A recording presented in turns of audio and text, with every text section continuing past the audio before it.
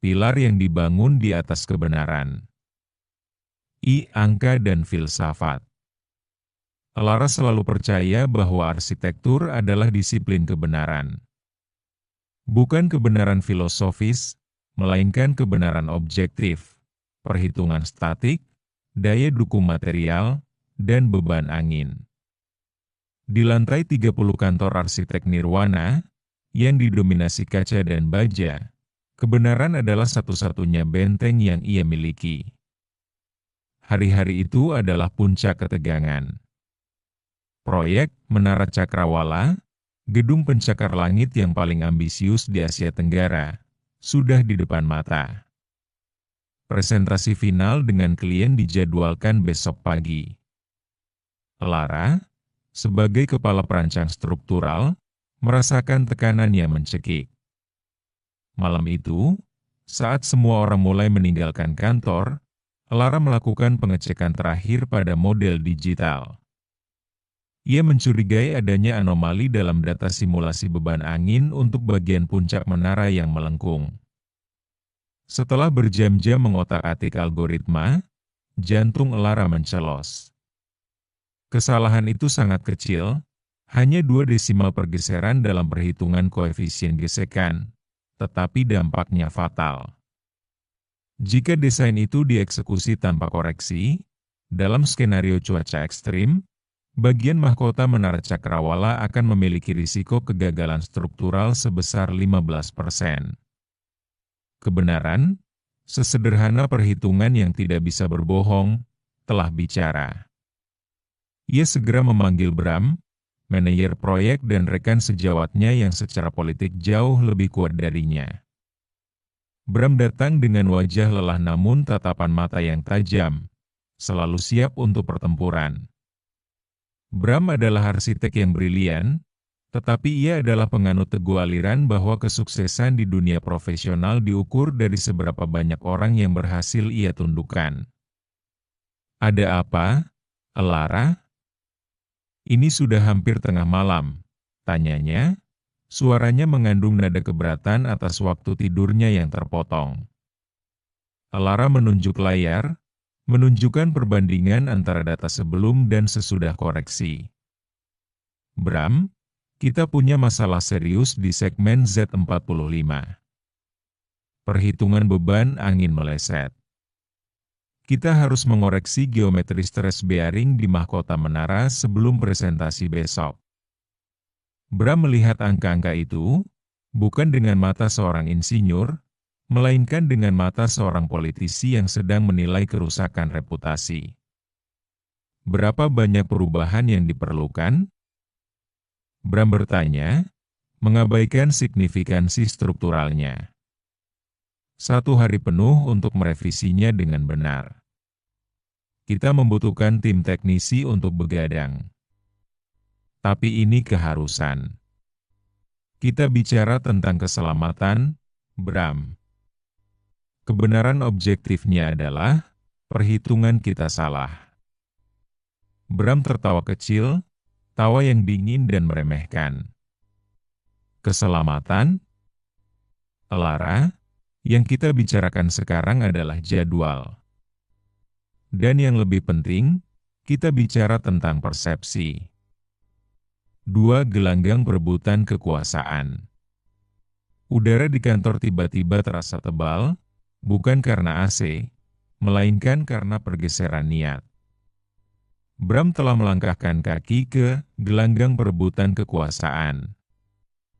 Kau tahu betul, lanjut Bram, meninggikan suaranya agar Lara mendengar penekanannya, bahwa mengakui kesalahan sedetik sebelum presentasi adalah tindakan mengakui kekalahan mutlak.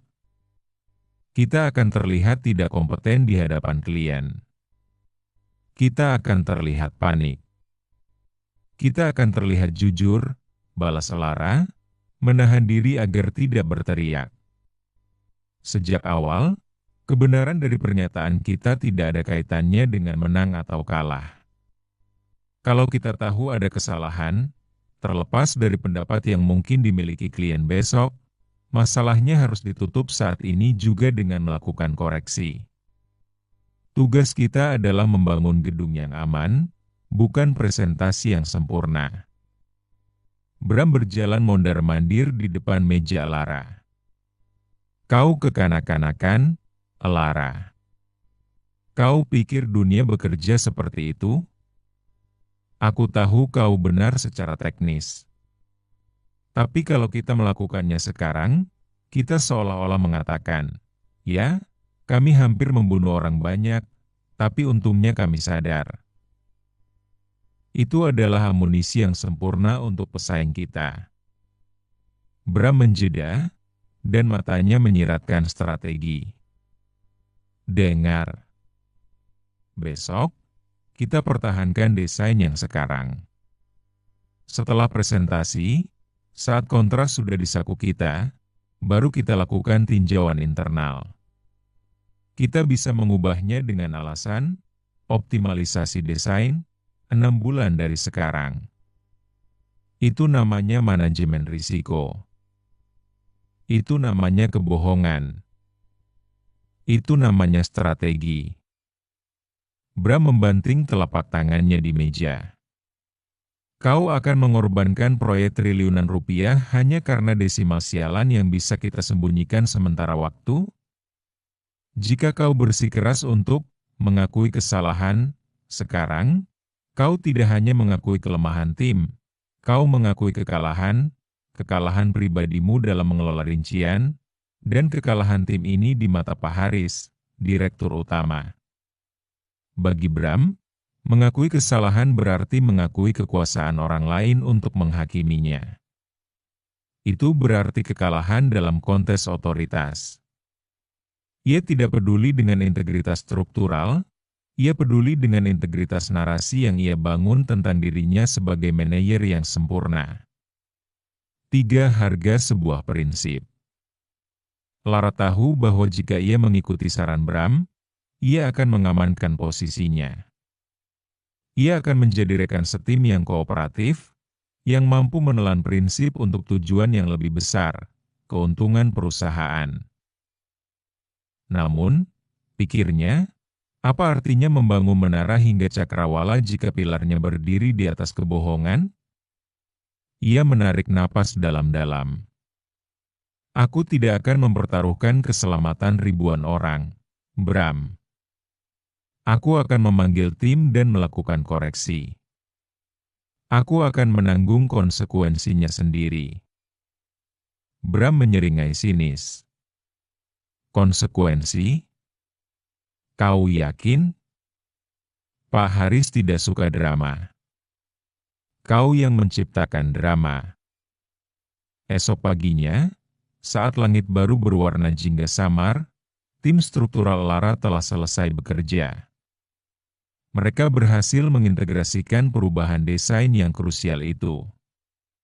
Selisih visualnya sangat minim, hampir tidak terlihat, tetapi secara struktural, menara cakrawala kini jauh lebih jujur.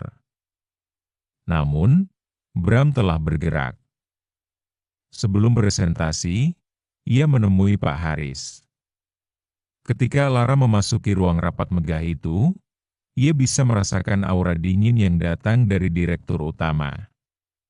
Lara, sapa Pak Haris dengan nada datar, Bram telah menjelaskan kepadaku tentang modifikasi menit terakhir yang kau lakukan. Katanya kau merasa tertekan dan hampir menimbulkan kepanikan sebelum presentasi yang sangat penting ini.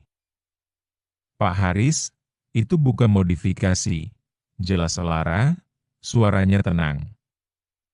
Itu koreksi wajib. Ada risiko kegagalan 15% pada beban angin ekstrim. Tanggung jawab etis kami adalah memperbaiki sebelum kami mempresentasikan model ini sebagai final. Pak Haris tidak melihat layar itu. Ia hanya melihat kertas laporan yang diberikan Bram, yang menyajikan cerita yang berbeda. Lara, karena perfeksionisme yang tidak perlu, hampir mengacaukan presentasi dengan perubahan yang tidak substansial. Bram telah meyakinkanku bahwa hal-hal seperti ini seharusnya ditangani secara internal. Setelah kita mendapatkan kontrak, bukan sebagai pertunjukan dramatis yang merusak kepercayaan klien, kata Pak Haris, menatap tajam. Kau menunjukkan kurangnya kedewasaan dalam manajemen krisis, Elara. Mungkin kau benar secara teknis, tapi kau kalah dalam mengelola situasi ini. Di mata Pak Haris, Elara telah kalah. Ia telah mengakui kelemahan, dan di dunia korporat, kelemahan adalah kekalahan. Bram, yang berhasil meredam keputusasaan Elara dan menjaga narasi ketenangan, dipandang sebagai pemenang dan diplomat yang handal. 4. Kebenaran yang berdiri kokoh. Presentasi berjalan mulus. Klien terkesan dan terbitan arsitektur memuji desain Menara Cakrawala yang inovatif. Proyek itu dimenangkan. Beberapa minggu kemudian, Elara dipindahkan dari posisi kepala struktural. Secara resmi, ia dipromosikan ke divisi R&D, penelitian dan pengembangan, sebuah posisi yang aman secara teknis, tetapi terisolasi dari kekuasaan dan keputusan lapangan. Bram, sebaliknya, mendapatkan pujian besar atas kepemimpinan yang tenang di bawah tekanan. Malam itu, Elara membersihkan mejanya. Ia tidak marah, hanya merasa lelah. Ia tidak memenangkan pertarungan politik. Ia kehilangan otoritas, dan ia membayar harga mahal untuk kejujuran. Bram telah menang, memperkuat keyakinannya bahwa pengakuan kesalahan adalah sama dengan pengakuan kekalahan. Namun, saat ia menatap sketsa Menara Cakrawala, sebuah senyum tipis terukir di bibirnya. Menara itu akan berdiri kokoh, menantang angin selama 100 tahun ke depan, bukan karena strategi licik Bram, melainkan karena 2 desimal yang ia paksa untuk diperbaiki. Kebenaran itu kini terukir dalam baja dan beton. Kebenaran, pada akhirnya, tidak membutuhkan tepuk tangan dan tidak perlu memenangkan perdebatan. Kebenaran hanya perlu diakui, pada saat itu juga, tanpa memedulikan siapa yang pada akhirnya akan duduk di kursi kekuasaan. Kekalahan Elara adalah kekalahan politiknya, tapi kemenangan proyek itu adalah bukti abadi bahwa ia benar. Dan dalam bisikan perhitungan struktural yang tak terdengar, itulah satu-satunya kemenangan yang paling berarti. Menara Cakrawala akan menjadi monumen, bukan untuk ego Bram, melainkan untuk pilar ketat integritas yang tak pernah mau ia kompromikan.